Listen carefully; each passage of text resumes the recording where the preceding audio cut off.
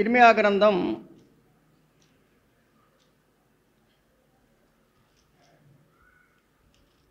32వ అధ్యాయం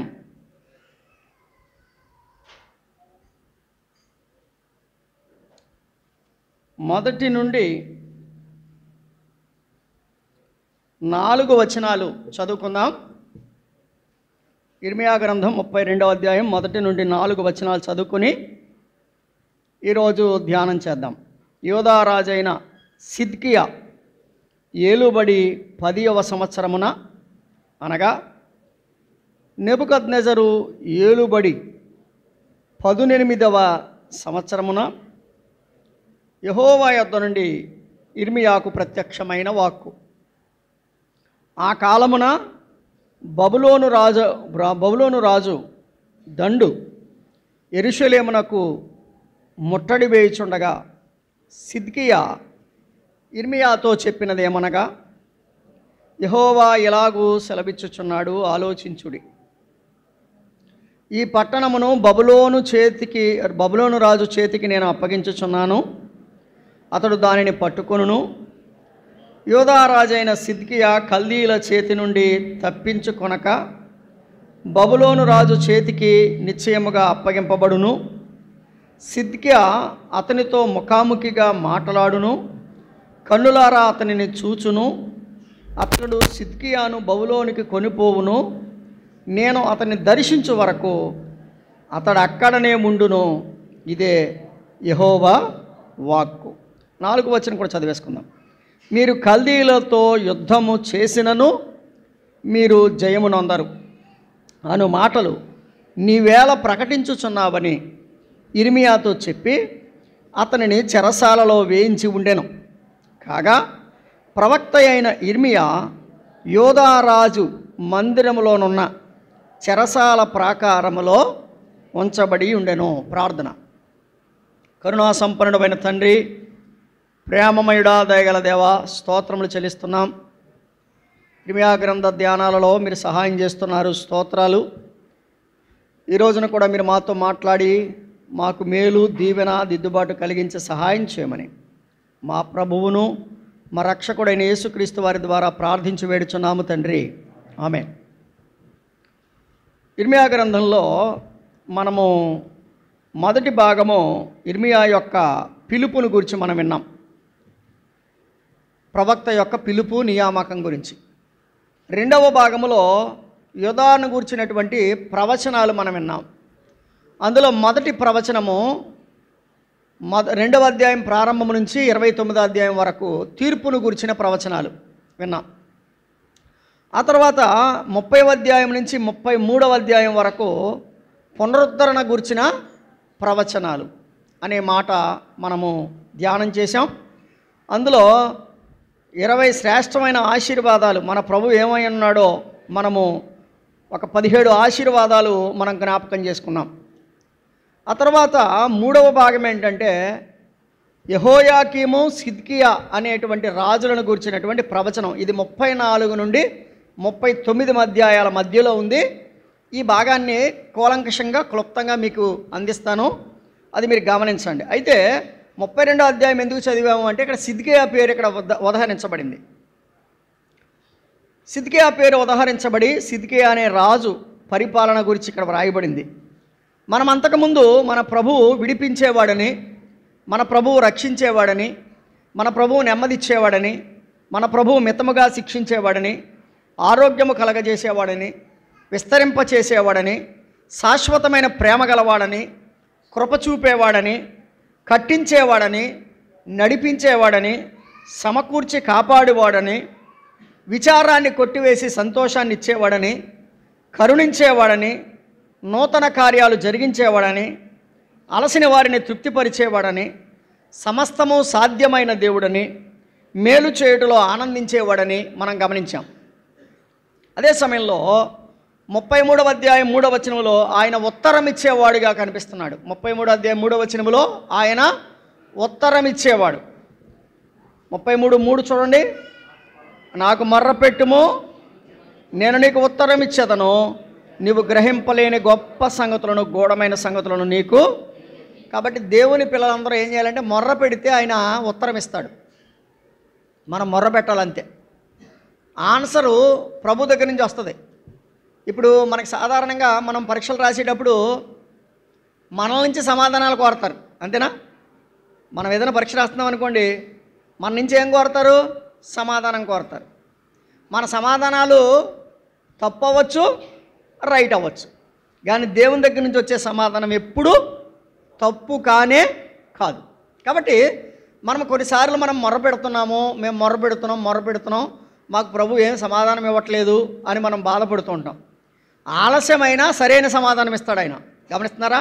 ఆలస్యమైన సరి అయిన సమాధానం. కాబట్టి మనం ఏం చేయాలంటే ఓపికతో ప్రభువు దగ్గర మొర్ర పెట్టాలి, సరి అయిన సమాధానం కొరకు వేచి ఉండాలి. ఆయన మనం గమనిస్తే ఆయన మన ఉత్తరమిచ్చే దేవుడు అని మనం విన్నాం. అదే 11వ వచనంలో ఏమంటాడంటే యెహోవా మంచివాడు అన్నాడు. 11వ వచనము 6వ లైన్లో పెండ్లి కుమారుని స్వరమును పెండ్లి కుమార్తె స్వరమును యెహోవా మంచివాడు. కాబట్టి మన ప్రభు ఎవరు? మంచివాడు. మన ప్రభు మంచివాడు అని వ్రాయబడింది. 26వ వచనం చూడండి, 33వ అధ్యాయం 26వ వచనం. వారి ఎడల జాలిపడి, ఆఖరి నుంచి 2వ లైన్, వారి ఎడల జాలిపడి చెరలో నుండి వారిని జాలిపడే దేవుడు అని మనం గమనిస్తున్నాం. కాబట్టి గతంలో 17 సంగతులు మనం విన్నాం. 18వ సంగతి ఉత్తరం ఇచ్చేవాడు, 19వ సంగతి మంచివాడు, 20వ సంగతి జాలిపడేవాడు. ఇది మనకి ఈ 33 అధ్యాయాలలో ఉన్నటువంటి పునరుద్ధరణ గూర్చినటువంటి ప్రవచనాలు. మరి ఇక్కడ ఇంకొక 2 రాజులు మనకు కనిపిస్తున్నారు. ఒకడు సిద్కియా, మరొక ఆయన పేరు యెహోయాకీము. వీరిద్దరూ కూడా రాజులు. వారి కాలంలో ఇర్మియా యొక్క ప్రవచనాలను గురించి మనం వినబోతున్నాం. ఇర్మియా యొక్క ప్రవచనము ఎప్పుడు కూడా ఎలా ఉంటుందంటే చేదుగా ఉంటుంది. ఇర్మియా యొక్క ప్రవచనం ఎలా ఉంటుంది? చేదుగా ఉంటుంది. చేదుగా ఉన్నప్పుడు మనం జీర్ణించుకోలేం. ఏమంటారు? చేదుగా ఉన్నది ఎప్పుడు మనం జీర్ణించుకోలేం. తీపిగా ఉంటే జీర్ణించుకోగలుగుతాం. అయితే చేదుగా ఉన్నదే మనిషిని బాగు చేస్తుంది. మనకు వంటల్లో 6 రుచులు ఉండాలంట. వంటల్లో ఏ రుచులు ఉండాలి? 6. షడ్రుచోపేతమైన వంటకాలు అంటారు. షడ్రుచోపేతం, షడ్ అంటే 6. మనం ఈ 6 ఒక్కదానికే బాగా ఇష్టపడతాం. ఏంటిది? తీపి. పులుపు వగర కూడా ఉంది, కారం కూడా ఉంది. వాటికంటే ఎక్కువ దేన్ని ఇష్టపడతాం? తీపిని ఇష్టపడతాం. కాబట్టి ఇక్కడ ప్రవక్త అయినటువంటి ఇర్మియా ప్రవచనం ఏంటంటే, రబ్బాయ్ వినండి, మీరు దేవుని యొక్క చిత్త ప్రకారంగా మీరు నడుచుకోవట్లేదు. ప్రభు మిమ్మల్ని పిలుస్తున్నప్పుడు ముఖం తిప్పకుండా వీపుని తిప్పుతున్నారు. మీరు ముఖం తిప్పట్లా. చదవండి 32వ అధ్యాయం 33వ వచనం, 32, 33. నేను పెందలకడే లేచి వారికి బోధించినను వారు నా బోధను అంగీకరింపకపోయిరి. వారు నా తట్టు ముఖమును తిప్పక వీపునే తిప్పుకొనిరి. ఏం తిప్పక? ముఖం తిప్పక వీపుని తిప్పారు. వీపుని తిప్పారంటే ఇష్టపడ్డారనా? ఇష్టపడలేదనా? ఇష్టపడలేదని. ముఖాన్ని తిప్పారంటే ఆయన వైపుకి వెళ్తున్నారని. వీపుని తిప్పారంటే ఆయనకి దూరంగా పోతున్నారని. ఇశ్రాయేలీలను ఇర్మియా చెప్తున్నాడు, మీరు వీపుని తిప్పారు. నేను మాట్లాడుతున్నప్పుడు నా వైపు ముఖం తిప్పలా. కాబట్టి మీరు నెబుకద్నెజరు అనేటువంటి బబులోను రాజు చెరలోనికి వెళ్ళిపోతారు అని అప్పటి రాజైన సిద్కియాతో చెప్పాడు. విన్నారా? మీరు దేవునికి ముఖాన్ని తిప్పక వీపుని తిప్పారు కనుక మీరు బబులోను రాజైన నెబుకద్నెజరు చెరలోనికి మీరు వెళ్ళిపోతారు అని చెప్తే రాజుగారికి కోపం వచ్చింది. ఏమయ్యా, అసలు నీకు బుద్ధి ఉందా? ఎవడైనా నీకు మేలు కలుగుద్ది, నీకు వీసా వచ్చేద్ది, నీకు ఉద్యోగం వచ్చేద్ది అని చెప్పాలి, కానీ ఏంటి ఎలా చెప్తావేంటి నువ్వు అని చెప్పి ఇర్మియాని పట్టుకెళ్ళి చెరసాలలో పడేయండి రా అన్నాడు. ఎక్కడ పట్టుకెళ్ళి? ఇర్మియాని పట్టుకెళ్ళి ఎక్కడ వేయాలి? ఎందుకు? మంచి చెప్పినందుక, చెడు చెప్పినందుక? మరి కాబట్టి మంచి చేదుగా ఉండదమ్మా. అమ్మా నాన్నోళ్ళు కొంచెం కోపడ్డారనుకో చేదుగా ఉంటుంది మనకి, కానీ అది మంచి, గమనించాలి. పెద్దలు ఏదైనా కోపడ్డారనుకోండి అది చేదుగా ఉంటుంది, కానీ అది మంచి. మంచి చేదుగా ఉంటుంది, చెడు తీపిగా ఉంటుంది. ఇర్మియాని ఏమన్నారంటే, ఏయ్ వీడిని తీసుకెళ్ళి చెరసాల్లో పడేయండి అన్నారు. చెరసాల్లో పడేయండి అంటే ఇర్మియా ఒక మాట చెప్పాడు, ఓరబ్బాయ్ మీరు ఏమైనా సరే నేను చెప్పింది నిజం, మీరు బబులోను దగ్గరికి వెళ్ళడం ఖాయం అని చెప్పాడు. అయితే వీళ్ళకి ఆ మాట జీర్ణించక ఈయన ఏం చేశారంటే చెరసాల్లో పడేశారు. చెరసాల్లో పడేసి అక్కడే ఉంచేశారు.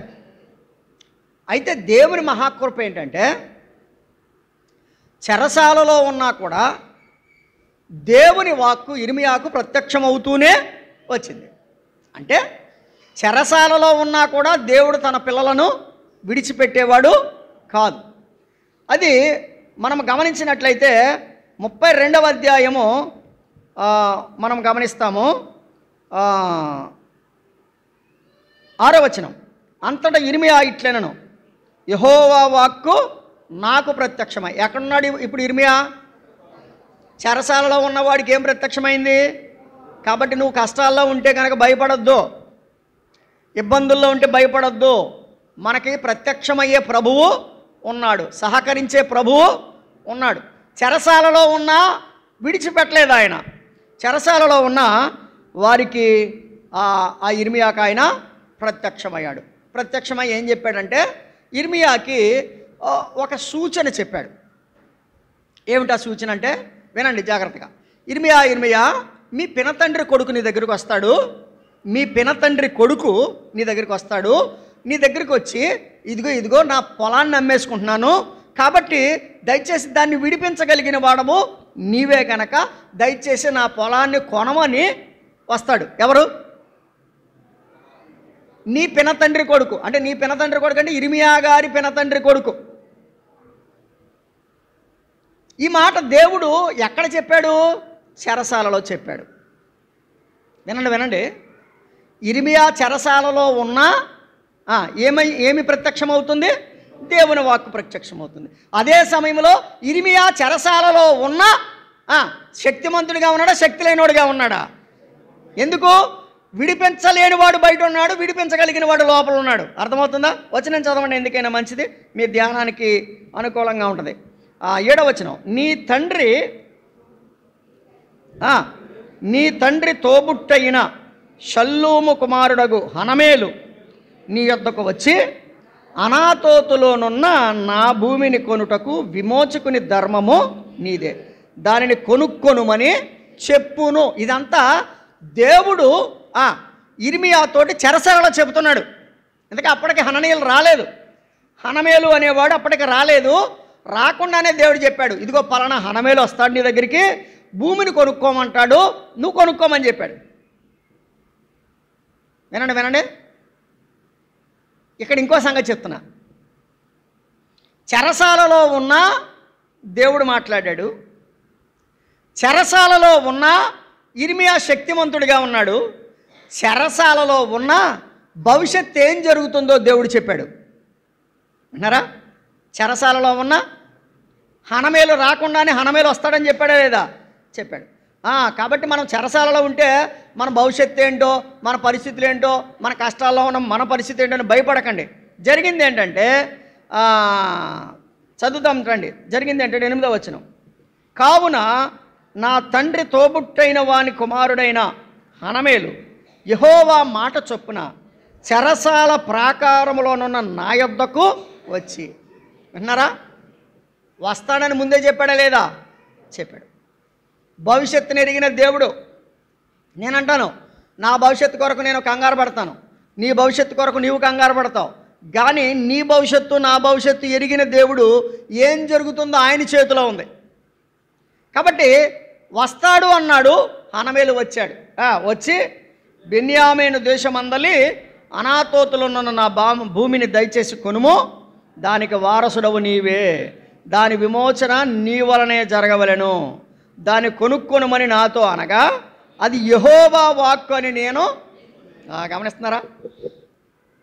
దేవుని మాట ఎప్పుడు తెలుసుకోవాలంటే ప్రార్థిస్తున్నప్పుడు దేవుడు తన యొక్క ఆలోచన మనకి చెబుతాడు.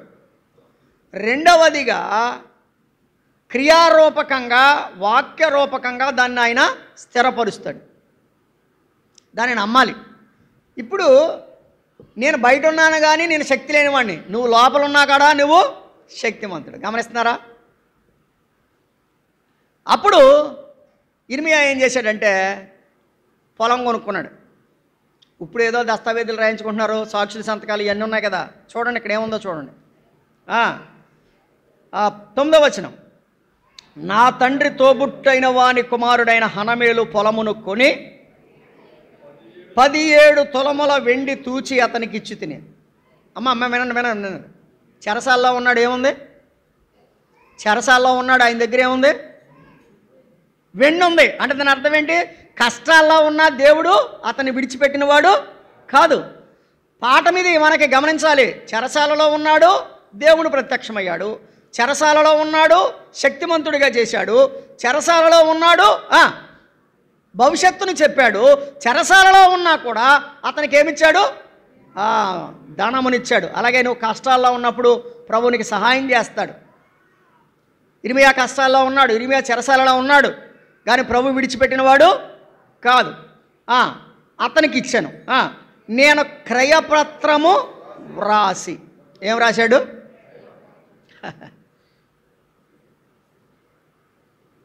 ఇప్పుడు మన రిజిస్ట్రేషన్ కార్యక్రమం అప్పుడు ఎంత బాగుందో చూడండి. క్రయపత్రము రాసి ముద్ర వేసి, అంటే రిజిస్ట్రేషన్ అయిపోయింది. సాక్షుల సంతకాలు అయిపోయినాయి.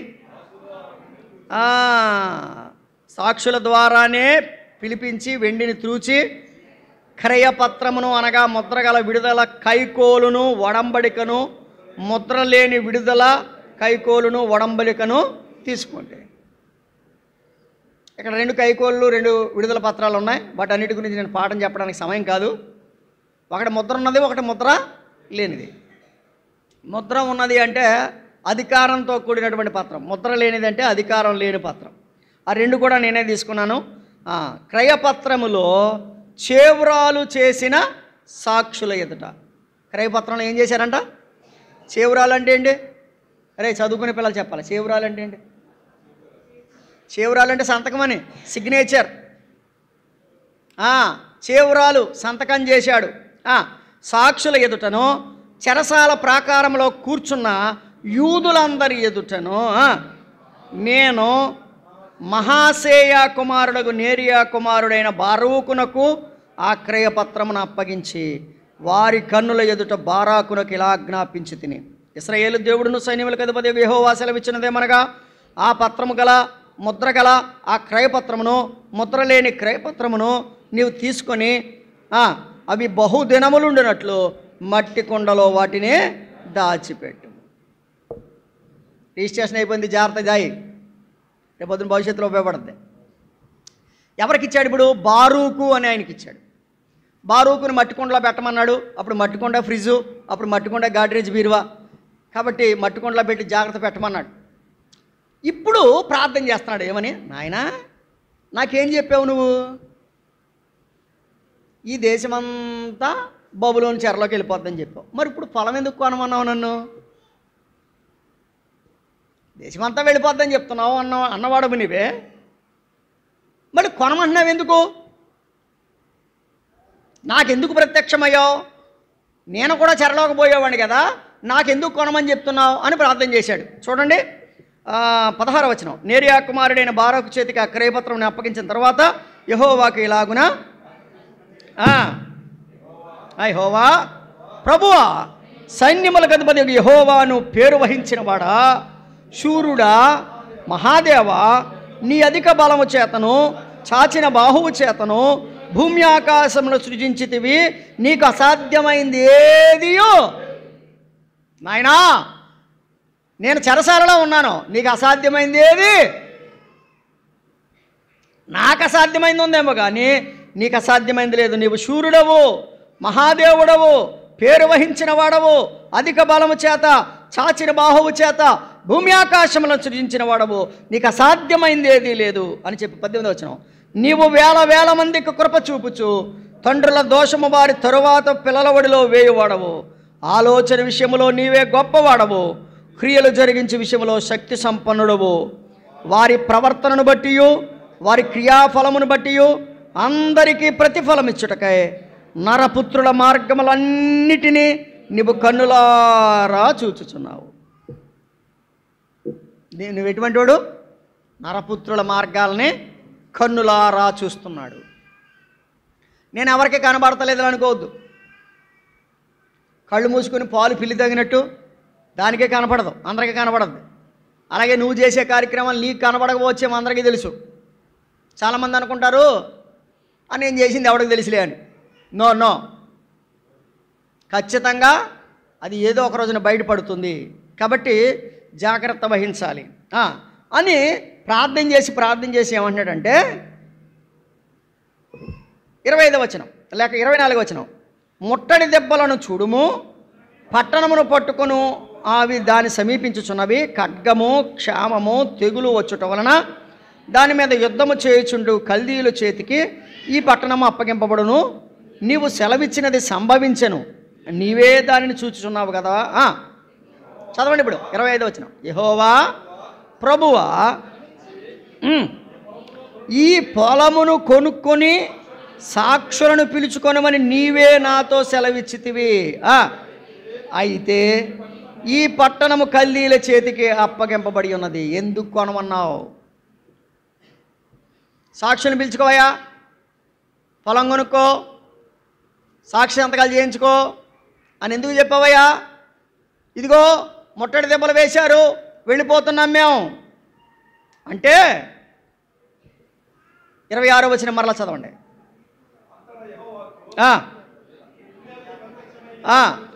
నేను యెహోవాను, సర్వ శరీరులకు దేవుడను, నాకు అసాధ్యమైనది. నువ్వేమనుకుంటున్నావు ఇప్పుడు? నేను కొనుక్కున్నాను, నేను చెరలోకి వెళ్ళిపోతాను, నేను కొనుక్కున్నాను, నేను చెరలోకి వెళ్ళిపోతాను, నేను కొనుక్కున్నది ఏమైపోద్దా అనుకుంటున్నావు కదా నువ్వు. జాగ్రత్త. నేను ఎవరిని? నేను సర్వ శరీరులకు దేవుడిని, నాకు అసాధ్యమైనది. ఇందాకేమో ఏమండి భక్తుడే అన్నాడు నీకు అసాధ్యమైంది ఏదూ లేదని. ఎక్కడ? 17వ వచనంలో ప్రార్థన చేసి 17వ వచనంలో ఏమన్నాడు? నీకు అసాధ్యమైంది ఏదీ లేదన్నాడు. తర్వాత మళ్ళీ అపనమ్మకం వచ్చింది. మళ్ళీ గమనిస్తున్నారా? 17వ వచనంలో నీకు అసాధ్యమైంది ఏదీ లేదన్నవాడే 25వ వచనంలోకి వచ్చేసరికి అంటున్నాడు, అయ్యా నన్ను ఎందుకు కొనుక్కోమన్నావు అంటే ప్రభు చెప్పాడు, నేను సర్వ శరీరులకు దేవుణ్ణి, నాకు అసాధ్యమైనది ఏదైనా కలదా ఉందా? ఎందుకయ్యా నీకు అపనమ్మకం? అమ్మా వినాలి, మన జీవితాల్లో కొన్నిసార్లు కొంచెం సేపు నమ్మకం, కాసేపు అపనమ్మకం, మరలా కొంచెం సేపు నమ్మకం, ఆ తర్వాత కాసేపు అపనమ్మకం. ఈ అపనమ్మకంతో ప్రభు ఒకటే చెప్తున్నాడు, నాకు అసాధ్యమైన ఏదైనా ఉందా? రక్తస్రావం గల స్త్రీ అంట వైద్యుల చేత తిప్పలబడిందంట. ఏమండి? వైద్యుల చేత ఏం పడింది? తిప్పలబడింది. కానీ వైద్యుల చేత తిప్పలబడితే వైద్యులకు అసాధ్యమైంది ఎవరికి సాధ్యమైంది? దేవునికి సాధ్యమైంది. అందుకనే ప్రభు చెప్తున్నాడు, ఇదిగో నీ ఆలోచనలో ఏంటి కొనుక్కోమన్నావు, అనుభవించకుండానే నేను ఎక్కడికి పోతున్నాను, చెరలోకి వెళ్ళిపోతున్నాను. ఎందుకు ప్రభు అంటే, వినో, నాకు అసాధ్యమైంది ఏదైనా ఉండునా అని చెప్పి 37వ వచనంలో చెప్పాడు, ఇదిగో నాకు కలిగిన కోపోద్రేకము చేతను మహారౌద్రము చేతను నేను వారిని వెళ్ళగొట్టిన దేశములో నుండి వారిని సమకూర్చి ఈ స్థలమునకు తిరిగి రప్పించి వారిని నిర్భయముగా నివసింపచేసేదను. వారు నాకు ప్రజలయ్యుందురు, నేను వారికి దేవుడునయ్యుందును. 40వ వచనం, నేను వారికి మేలు చేయుట మానకుండునట్లు నిత్యమైన నిబంధనను వారితో చేయుచున్నాను. వారు నన్ను విడువకయుండునట్లు వారి హృదయములలో నా ఎడల భయభక్తులు పుట్టించెదను. వారికి మేలు చేయుటకు వారి యందు ఆనందించుచున్నాను. నా పూర్ణ హృదయముతో నా పూర్ణ ఆత్మతో ఈ దేశంలో నిశ్చయముగా వారిని నాటేదను. భయపడకో, నిశ్చయంగా నాటుతాను మరలా. ఇప్పుడు కొంచెం నువ్వు కష్టాల్లో ఉన్నావు, నాకేంటి నా పరిస్థితి ఏంటి అనుకుంటున్నావు, కానీ ప్రభు చెప్తున్నాడు నిశ్చయంగా మరలా నిన్ను నాటుతాను.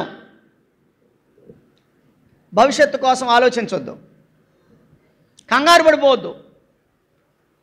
మనము కంగారు పడకుండా ఉండడానికి ఒకటే ఒక ఆయుధం ఏంటో తెలుసా?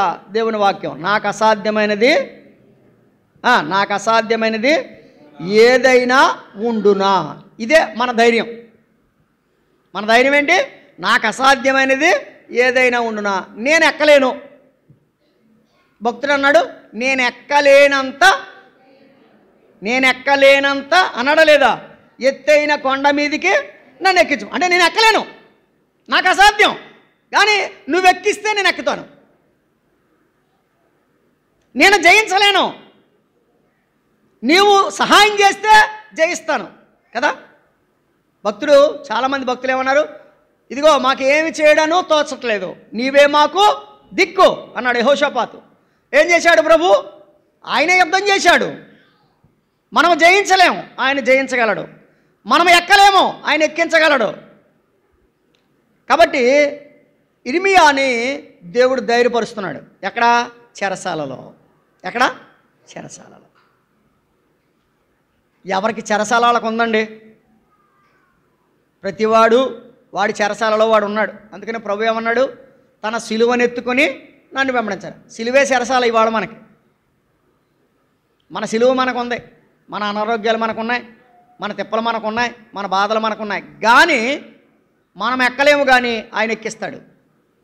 మనం జయించలేము, కానీ ఆయన మనల్ని జయించాడు. అందుకనే ఆయన సిలువ చేత జయోత్సాహముతో ఊరేగించుచున్న దేవునికి స్తోత్రం అన్నాడు. కాబట్టి మన దేవుడు ఎటువంటి వాడట?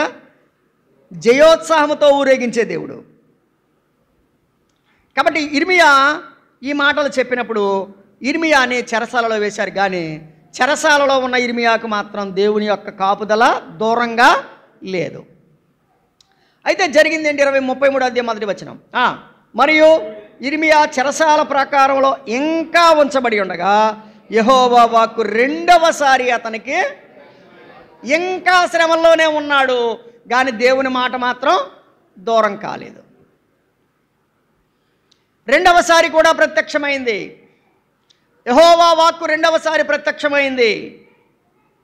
ప్రత్యక్షమై ఏం చెప్పాడు ప్రభు? 3వ వచనం, నాకు మొర్ర పెట్టుము, నేను నీకు ఉత్తరం ఇచ్చేదను, నీవు గ్రహింపలేని గొప్ప సంగతులను, గూఢమైన సంగతులను నీకు తెలియచేస్తాను. నాకు మొర్రపెట్టు. నువ్వు ఎక్కడున్నావు? ఇప్పుడు చెరసాల్లో ఉన్నావు. నువ్వేం చేయాలి? ఇప్పుడు మొర్రపెట్టు.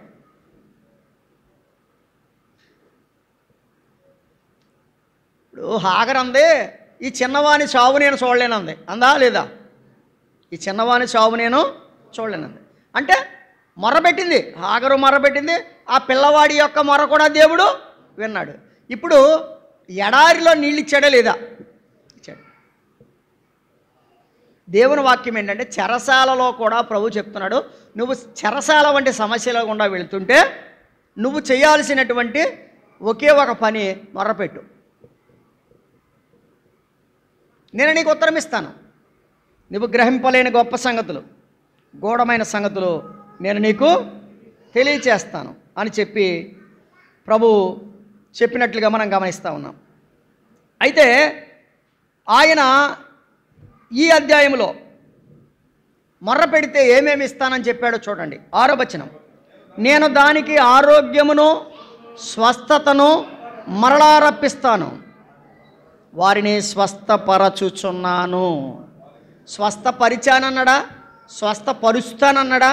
స్వస్థపరుచుచున్నాను అన్నాడా? అంటే దీని అర్థం ఏంటి? డైలీ రోజు కావలసిన ఆరోగ్యం ఇస్తాడు ఆయన. స్వస్థపరచుచున్నాను అంటే నిన్న ఇచ్చాడు, ఈరోజు ఇస్తాడు, రేపిస్తాడు. ఆయన నిత్యము మనకు సహాయము చేసే దేవుడు. అందుకని అంటున్నాడు, నేను దానికి ఆరోగ్యమును స్వస్థతను మరలా రప్పించుచున్నాను, వారిని స్వస్థపరచుచున్నాను, వారికి సత్య సమాధానములను సమృద్ధిగా బయలుపరిచెదను.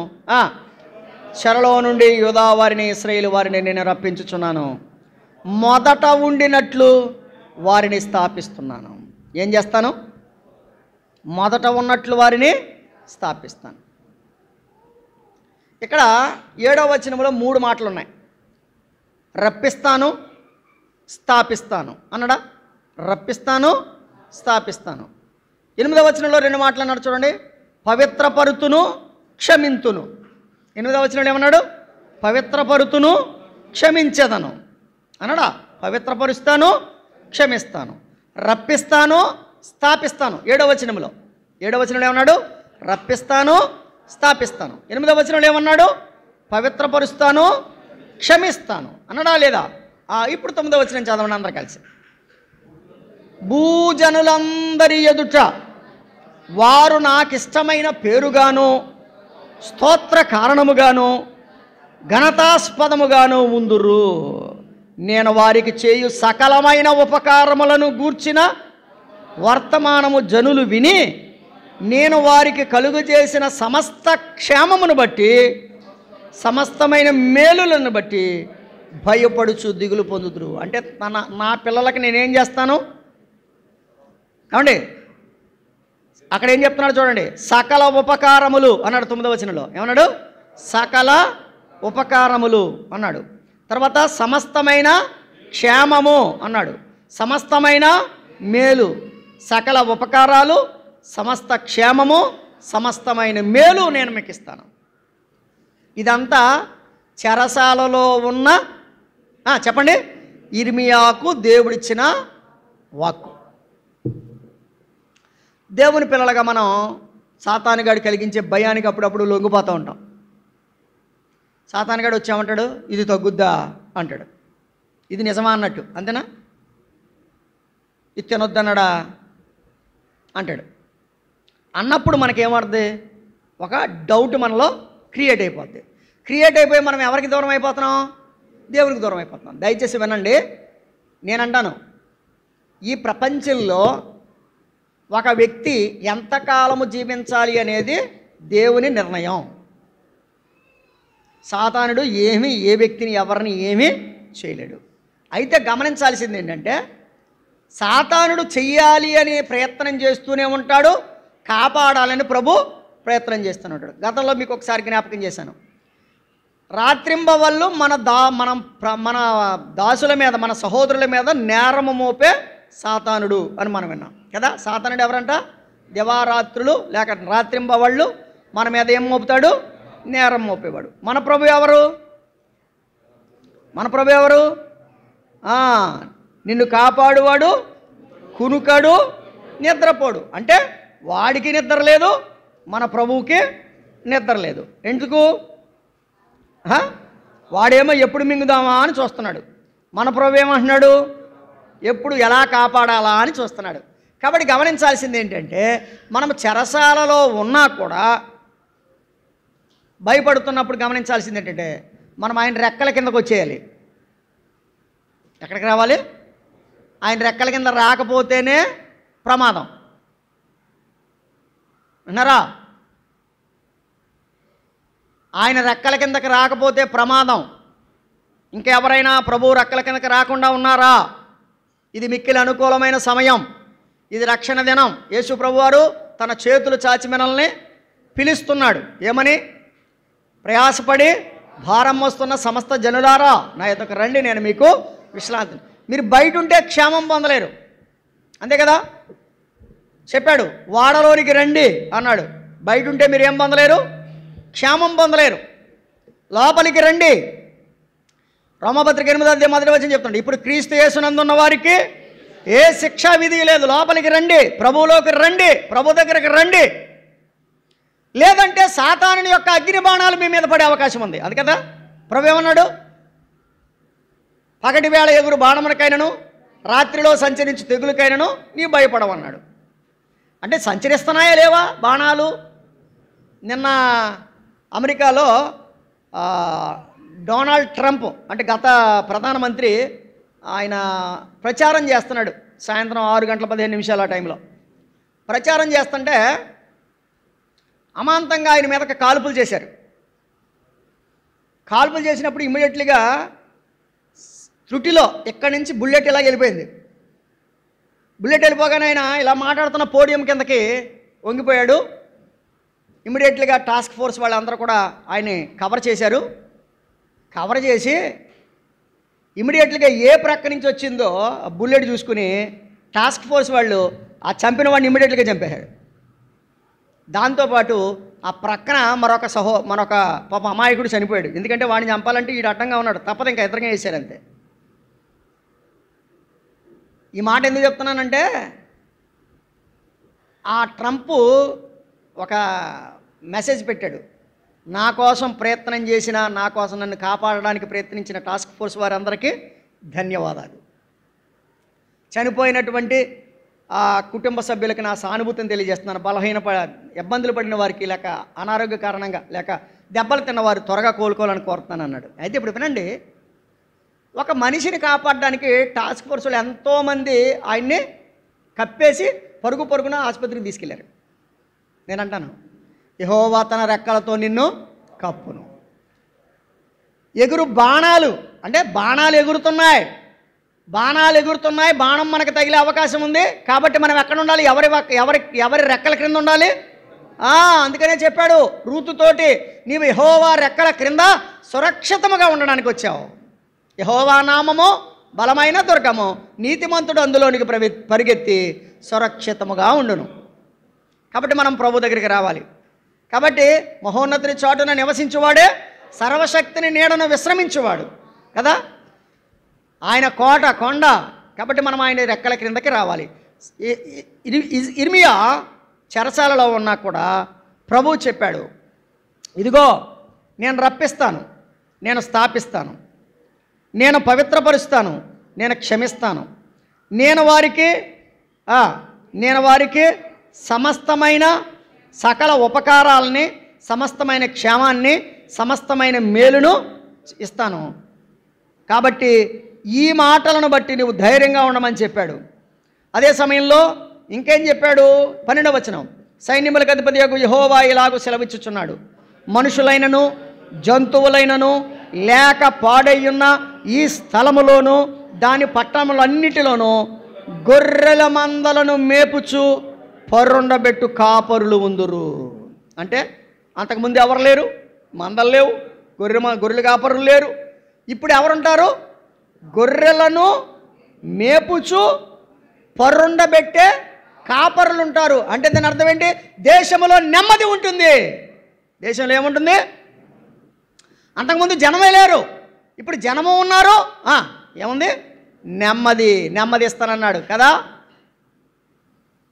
ప్రభు చెప్పాడు, పచ్చిక గల చోట్ల ఆయన నన్ను నడిపించుచున్నాడు, శాంతికరమైన జన్మతో ఆయన నన్ను నడిపించుతున్నాడు, ఆయన నా ప్రాణానికి సేద తీర్చుచున్నాడు. కాపరులు మేపేవారు, పరుండబెట్టే కాపరులు ఉంటారు అన్నాడు. అంటే అంతకుముందు లేనటువంటి ఆ పరిస్థితిని మరలా తిరిగి నేను పునరుత్పత్తిని చేస్తాను. అక్కడ మరలా తిరిగి నా ప్రజలందరిని నేను రప్పిస్తాను. 13వ వచనం, మన్నెపు పట్టణములోను, మైదానపు పట్టణములోను, దక్షిణ పట్టణంలోను, బెన్యామీను దేశంలోను, యెరూషలేము ప్రాంతంలోను, యోధా పట్టణంలోను మందలు లెక్క పెట్టువారి చేత లెక్కింపబడునని యెహోవా సెలవిచ్చుచున్నాడు. అంటే అన్ని పట్టణాల్లోనూ మరలా నేను ఏం చేస్తానన్నాడు? ప్రజలందరినీ రప్పిస్తాను అన్నాడు. 16వ వచనం, ఆ దినములలో యోధావారు రక్షించబడుదురు, యెరూషలేము నివాసులు సురక్షితముగా నివసింతురు, యెహోవాయే మనకు నీతి అని యెరూషలేమునకు అని చెప్పాడు. ఇది చెరసాలలో ఉన్న ఇర్మియాని దేవుడు బలపరిచిన విధానం. అయితే సిద్కియా యెహోయాకీముల కోసం 2 మాటలు చెప్పుకొని దాన్ని క్లోజ్ చేసుకోవాలి, తప్పదిక. మంచి చెప్పాడనే కదా ఈయన వేశారు. ఎక్కడేశారు? చెరసాలలో వేశారు. మానవుడు చెరసాలలో వేస్తే దేవుడు వదిలిపెట్టాడా? చెప్పండి. తల్లి అయినా మరచును, తల్లి అయినా మరచిన మరచును నేను నిన్ను మరువననినా, నేను నిన్ను మరువననినా. నమ్మకమైన నా ప్రభువా, నమ్మకమైన నా ప్రభువా. జై జై యేసు రాజా, జై జై రాజాది రాజా నీకే జై జై, రాజాది రాజా నీకే జై. ఇదిగో మనుషులు నిన్ను ఇబ్బంది పెట్టారేమో కానీ నేను నీకు ప్రత్యక్షమవుతూనే వచ్చాను. బలపరిచే మాటలు చెప్తున్నాడు, అవునా? మనుషులు ఏం చేస్తారు? బలపరిచే మాటలు చెప్తారు, బలహీనపరిచే మాటలు చెప్తారా? మనిషికి దేవుడికి అదే తేడా అండి. సాధ్యమైతే ఒకరిని మనం ఏం చేయాలి? బలపరచాలి, అంతే.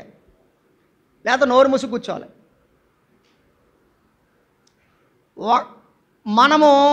మనం మాట్లాడిన ఒక చిన్న మాట కొంతమందిని ఎక్కడికో పాతాలను నెట్టేస్తుంది. అంటే అంత దుఃఖంలోకి వెళ్ళిపోతారు వాళ్ళు. అందుకని మనం ఏం చేయాలి? అవసరమైతే బలపరచగలిగితే బలపరచాలి, లేదంటే పక్క దప్పుకోవాలంతే. ఇప్పుడు మనిషికి దేవునికి ఎంత తేడా ఉందో ఇర్మియా అర్థం చేసుకున్నాడు. మంచి చెప్పినందుకు రాజు చెరసాల్లో వేశాడు, కానీ తన భక్తుని తాను మాత్రం విడిచిపెట్టలేదు. 34వ అధ్యాయానికి రండి. బబులోను రాజైన నెబుకద్నెజరు అతని సమస్త సేనయు అతని అధికారం క్రిందనున్న భూరాజ్యములన్నీ జనములన్నీ కూడి యెరూషలేము మీదను దాని పట్టణముల మీదను యుద్ధము చేయుచుండగా యెహోవా యొద్ద నుండి ఇర్మియాకు దర్శనమైన, దేవునికి స్తోత్రం అండి. ఎంత మాట తెలుసా? ఓ పక్కన యుద్ధం జరుగుతుంది, కానీ ఎవరికి ప్రత్యక్షమైంది వాక్కు? ఇర్మియాకు ప్రత్యక్షమైంది వాక్కు. వింటున్నారా? యుద్ధములో ప్రత్యక్షమైంది, చెరసాలలో ప్రత్యక్షమైంది, బాధలో, ఇరుకులో, ఇబ్బందులో దేవుని వాక్యం ప్రత్యక్షమవుతూనే వచ్చింది. నీ వాక్యమే నన్ను బ్రతికించెను, బాధలలో నెమ్మదినిచెను. నీ వాక్యమే నన్ను బ్రతికించెను, బాధలలో నెమ్మదినిచెను. కృపాశక్తి దయాశక్తి సంపూర్ణుడా, వాక్యమయ్యున్న యేసు వందనమయ్యా. కృపాశక్తి దయాశక్తి సంపూర్ణుడా, వాక్యమయ్యున్న యేసు వందనమయ్యా. నీ వాక్యమే నన్ను బ్రతికించెను, బాధలలో నెమ్మదినిచ్చెను. చెరసాలలో ఉండగా వచ్చింది వాక్యం. యుద్ధం జరుగుతుంది, శత్రువులందరూ కలిసి వచ్చి ముట్టడి దెబ్బ వేశారు. అయినా కూడా దేవుని వాక్యం ఎవరికి ప్రత్యక్షమైంది? ఇర్మియాకు. ఇర్మియాతో ఏం చెప్తున్నాడు తెలుసా? ఇర్మియా, యుద్ధం జరుగుతుంది కదా, యుద్ధంలో నేను నిన్ను కాపాడాలి, మరేం చేయమంటాడు చూడండి. 2వ వచనం. ఇశ్రాయేలు దేవుడగు యెహోవా ఇలాగో ఆజ్ఞ ఇచ్చుచున్నాడు, నీవు వెళ్ళి యోధారాజైన సిద్కియాతో ఇలా చెప్పుము, యెహోవా సెలవిచ్చినదేమనగా, నేను ఈ పట్టణమును బబులోను రాజు చేతికి అప్పగించుచున్నాను. అతడు మంట పెట్టి దానిని నీవు అతని చేతిలో నుండి తప్పించుకున్న జాలక నిశ్చయముగా పట్టుబడి అతని చేతికి అప్పగింపబడదవు. బబులోను రాజు నీవు కనులారా చూచెదవు, అతడు నీతో ముఖాముఖిగా మాట్లాడును. నీవు బబులోనుకు పోవుదువు, నీవు బబులోనుకు పోవుదు. 4వ వచనం. యోధారాజైన సిద్కియా, యెహోవా మాట వినుము, నిన్ను గూర్చి యెహోవా ఇలాగూ సెలవిచ్చుచున్నాడు, నీవు ఖడ్గము వలన మృతి పొందక నెమ్మదిగానే మృతి పొందెదవు. నీకంటే ముందుగా ఉండిన పూర్వరాజులైన నీ పితరుల కొరకు ధూపద్రవ్యములు కాల్చినట్లు అయ్యో నా ఏలినవాడా అని నిన్ను గూర్చి అంగలార్చుచు జనులు నీ కొరకు ధూపద్రవ్యములు కాల్చుదురు. ఇలాగూ కావాలనని ఆజ్ఞ ఇచ్చువాడను నేనే అని యెహోవా సెలవు. ఇదిగో సిద్కియా, బబులోను రాజు వస్తాడు, నిన్ను తీసుకెళ్ళిపోతాడు. నిన్ను మాత్రం కత్తితో చంపడం. నువ్వు మామూలుగానే చనిపోతావు. చనిపోయినప్పుడు నీ పితరులందరికీ ఎలాగైతే ధూపద్రవ్యాలు కాల్చారో నీకు కూడా అలాగే కాలుస్తారు. నువ్వు వెళ్ళనని గనక తిరగబడితే నేను వెళ్ళను, నెబుకద్నెజర్ దగ్గరికి నేను ఎందుకు వెళ్ళాలి, నేను రాజునని కానీ తిరగబడితే నువ్వు చనిపోవడం ఖాయం అని చెప్పాడు. అప్పుడు జరిగింది ఏంటంటే చూడండి 14వ వచనంలో, నీకు అమ్మబడి 6 సంవత్సరములు కొలువు చేసిన హెబ్రీలకు మీ సహోదరులను 7 సంవత్సరములు తీరిన తర్వాత మీరు విడిపింపవలెను అని చెప్తూ ఆయన చాలా విషయాలు మాట్లాడుతూ 6వ వచనం 7వ వచనం, యోధా పట్టణములో లాకీషు అజేకాయమును ప్రాకారము గల పట్టణములు మిగిలి ఉన్నవి. బబులోను రాజు దండు యెరూషలేము మీదకి మిగిలిన యోధా పట్టణములు అన్నిటి మీదను యుద్ధము చేయుచుండగా ప్రవక్త అయిన ఇర్మియా యెరూషలేములో యోధారాజు అయిన సిద్కియాకు ఈ మాటలన్నిటినీ ప్రకటించుచు వచ్చాడు.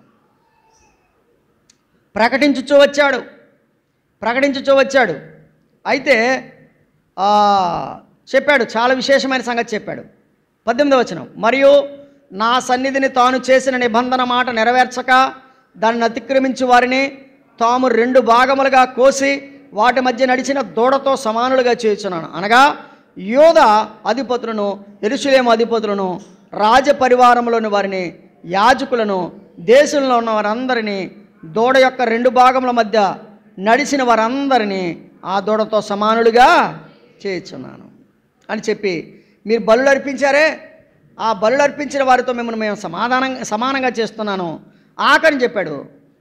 22వ వచనం, ఇదే యెహోవా వాక్కు, నేను ఆజ్ఞ ఇచ్చి ఈ పట్టణమునకు వారిని మరలా రప్పించుచున్నాను. వారు దాని మీద యుద్ధము చేసి దాన్ని పట్టుకొని మంట పెట్టి దాన్ని కాల్చివేసెదరు. మరి ఆ యూదా పట్టణములను పాడుగాను నిర్జనముగాను చేసేదరు. అవునా? ఎందుకు చేస్తానంటున్నాడు ఈ మాట? చెప్పాడు ఎందుకు చేస్తానంటే ఒక ఉదాహరణ చెప్పాడు 35వ అధ్యాయంలో. ఉదాహరణ ఏంటో మీకు అంతా చెప్పను కానీ వినండి, జాగ్రత్తగా వినండి. ఒక మాటలో చెప్పేస్తా. రేకాబీయుడైనటువంటి ఒక వ్యక్తి మనకు కనిపిస్తాడు. ఆయన పేరు యెహోనాదాబు. రేకాబీయుడైన యెహోనాదాబు అన్నాడంట, అరే మీరు నా కడుపును పుట్టిన మీరు ఎవరో కూడా చచ్చే వరకు ద్రాక్ష రసం తాగకూడదు అని చెప్పాడంట.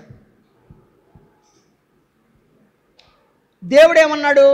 ఇర్మియా రేకాబీలందరిని పిలుచుకొని ఓ గదిలోకి తీసుకెళ్ళి వాళ్ళ ముందు ద్రాక్ష రసం పెట్టు.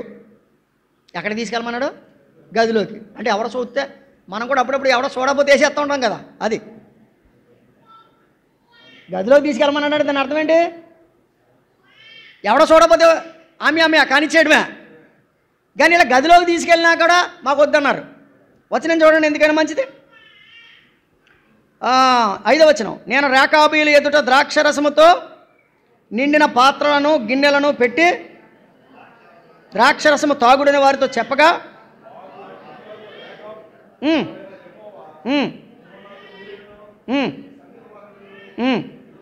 ఎప్పుడును ద్రాక్షరసము తాగకూడదని మాకు ఆజ్ఞాపించిన కనుక మేము ద్రాక్షరసము.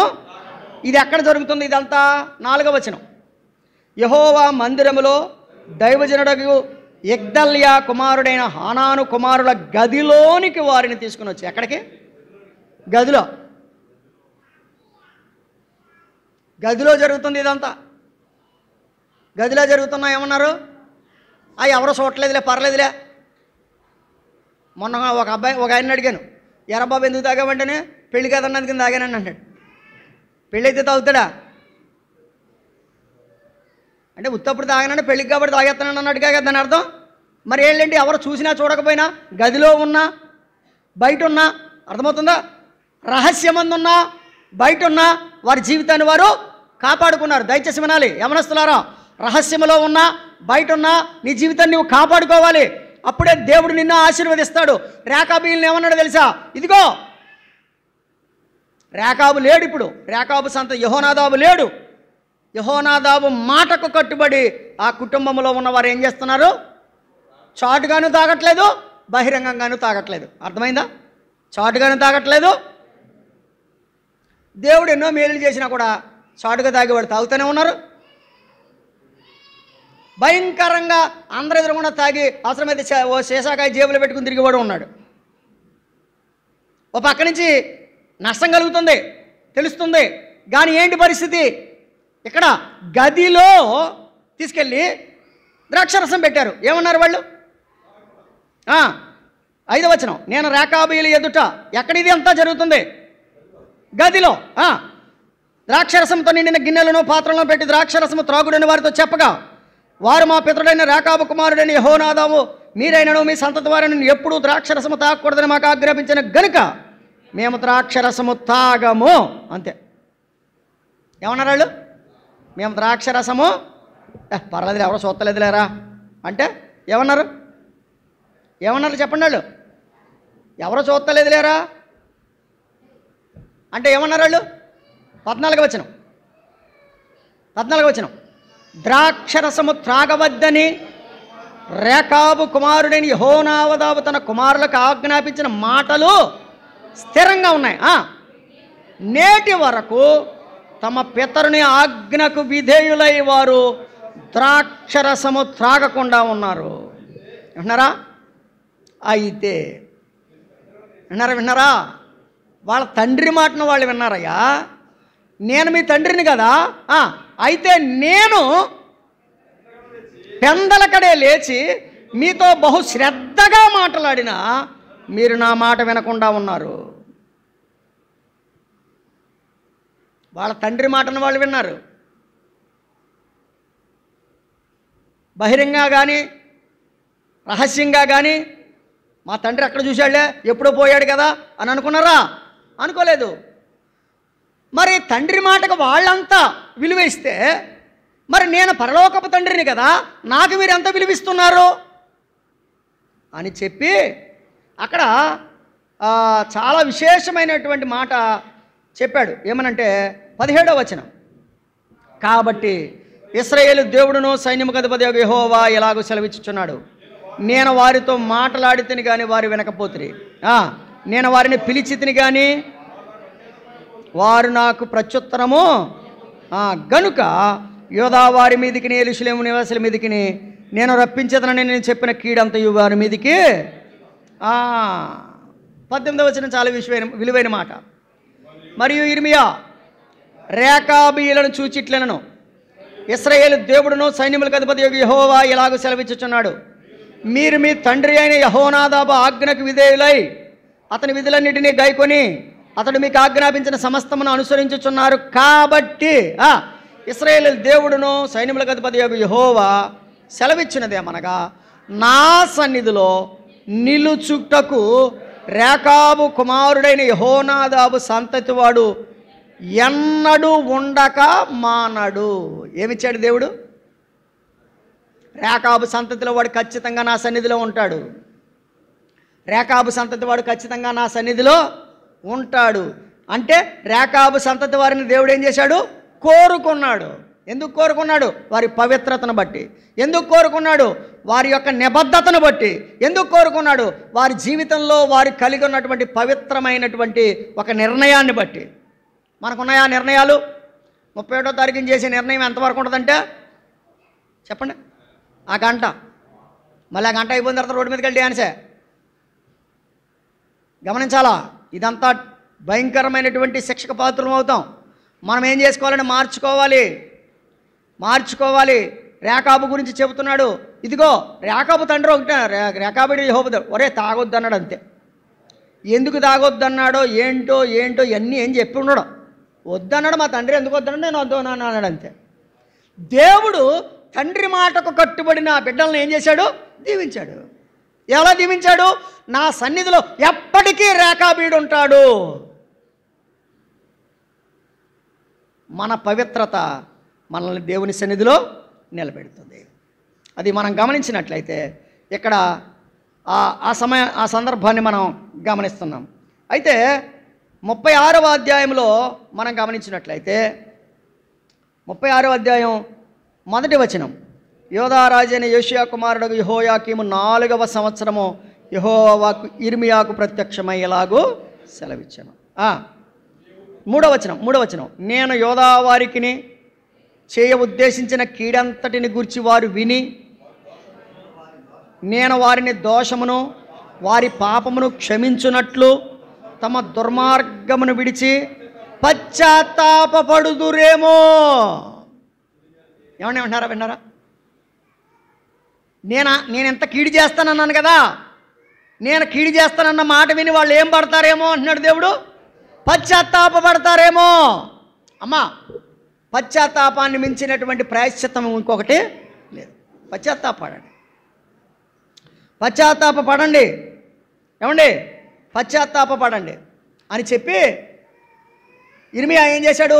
చెరసాల్లో కూర్చుని, వినండి ఈ వచనం చెప్తాను. చెరసాల్లో కూర్చుని బారూకుని పిలిచి, ఇందాక వచ్చాడు కదా బారూకుని పిలిచి, రే బారూకు వెళ్ళరావయ్యా అన్నాడు. వచ్చాడు, కూర్చో, పెన్ తీసుకో, సిరా తీసుకో అన్నాడు. తీసుకున్నాడు. నేను చెప్పే మాటలన్నీ రాయి అన్నాడు.